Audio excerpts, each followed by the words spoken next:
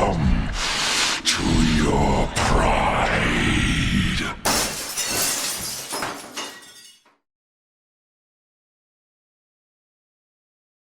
Monarch with an extra deck. I didn't think that I would really see this, but I mean, it never occurred to me that this was a thing, but apparently it is. It got 10th place at our regional.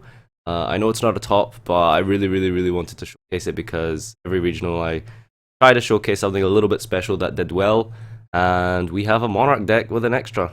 So that's going to be interesting to try out. There's a lot of actual reasoning and theory behind this, so I'm going to read that out as well. But yeah, this got 10th place, piloted by my friend Ryan Cook, so I'll just go cards. He played Mega Caius, 3 Idea, 3 Aether, 3 Eidos, 3 Erebus, 2 Kuraz, 2 Maxi, Testalos and Zaborg. Zaborg's really important in this version. 2 Instant Fusion, 1 March, 1 for 1, 3 Pantheism, Rota, Return, 3 Tenacity, Stormforth, Upstar, Escalation, 2 Prime. Extra is 2 Norden, 2 Panzer Dragon, 3 Omega. You can't actually make this, by the way. This is purely for Zaborg's effect. So if you don't know why he's playing Omega, it's not, he can't make it at all. So just read Zaborg and you'll understand why you need Omega. Adreus, Durandal, Pleiades, M7, Felgrand. Laying 2 big guys for. That's so funny. Gaia, Volcasaurus. You know, this was so hilarious. During round like 3 or something like that, he overlaid 2 Prime Monarchs for a Volcasaurus. Good. And the Tyrus in the extra deck. Side is 2 Scythe, 2 Veiler, 2 Majesty's Fiend, 3rd Maxi, 2nd Zaborg, 2 Twister, 2 Sanctum, 1 Chain Disappearance. If you don't know what this is for the mirror match. You can Chain Disappearance to Eidos when it comes out with Idea. And they have no way to special summon extra guys per turn, so they're going to have to like Prime and stuff for their tribute fodder. And 2 Mystic Ref panels. So yeah, that comes to the end of the deck. I'll do a lot of his reasoning. So he said his matches were 4 MM, Cosmo, and Mermel. He said he lost to MM and Mermel. The Mermel player opened absolutely god game 1, Diva, Instant Fusion. And then he Veilered his Idea. And then on game 2, he bricked kind of hard. But he had Idea, and the Mermel player Veilered him again. So that was a quick 2-0. That match is actually on stream if you want to watch it. Twitch TV/GlasgowYGO. You can look through the highlights and broadcasts. You should be able to find round 2 to see the match. I'm sure it's round 2. But anyway, so against MM, he lost to the MM player because he wasn't able to resolve Zaborg fast enough. This deck gets to Zaborg pretty quickly, by the way. So that's the kind of what you're trying to do. Even though it's a one-off, like you can get to it pretty quickly with things like Aether and Return.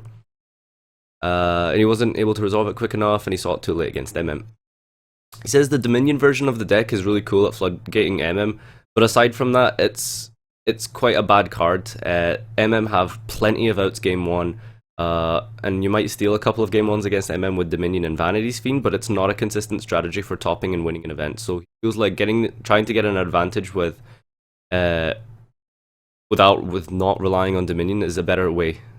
Because if you think about it, if your deck is relying upon a card that's can be hit by MST, probably a little bit weak. So he tried to come up with this thing. At this regional, he expected a lot of Monarch mirror matches because it was the release weekend and it's a cheap deck. So the deck was kind of designed around that. Apart from playing Maxi over the Veiler, wanted a little bit of balance in there.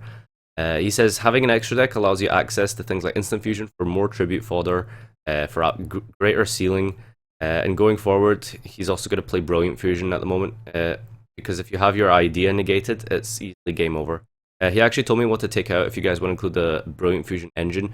He said take out March, it's absolutely terrible. You'd take out the 2nd Kuraz, and I can't remember what else. I'll get to that in a second actually. Having an extra deck allows you to go against MM. It allows you to blind 2nd, which is when the deck is at its best with things like Stormforth. They'll usually make a standard play like Infinity and Rafflesia, and Monarchs can usually out that turn 1 and leave them with not much of a follow-up because of things like Stormforth and being able to bait out the Infinity. If they know it's Monarch, they can make Giant Hand or Dweller, and it's a much more unfavorable position. But because you're playing an extra deck, that's never going to happen in game 1. I blind 2nd versus everything. Makes Stormforth live. Pantheism is absolutely fantastic. Prime as well. Instant Fusion and Brilliant Fusion will bring your deck to a very, very high ceiling compared to just standard build. Mega Zaborg allows you to send 8 MMs from the extra deck to the graveyard if you take out Ptolemaeus, Ignisters, Emerald, Castel, Trapeze, Rafflesia. They pretty much can't play at that point without those cards in their extra deck. Yeah, he said for the Brilliant Fusion, he would cut March, Kuraz, 1 Eidos, and for the 4th card, you could. I'm sure there's a fourth card you could probably find yourself, but he says like the Brilliant Fusion engine probably would have been a lot better, because of things like ending your turn essentially if idea gets Veilored, which. I think that's pretty much it. He said he played 2 Prime because it's not very good to open in multiples. Of course, you can ditch it away with Pantheism, but as a multiple, it's kind of horrible to have in your hand. And if you really want to ditch it with Pantheism. So yeah, that brings it to the end, guys. 10th place, Monarchs with an extra deck. Yep. A little bit more expensive. I know most a lot of you guys play Monarchs for the budget feel, but yeah, this is it. So comment in the description if you like this. Tell me what you think about it. Give it a go yourself, and let's see if you enjoy it. Thanks for watching as always. Comment, like, subscribe.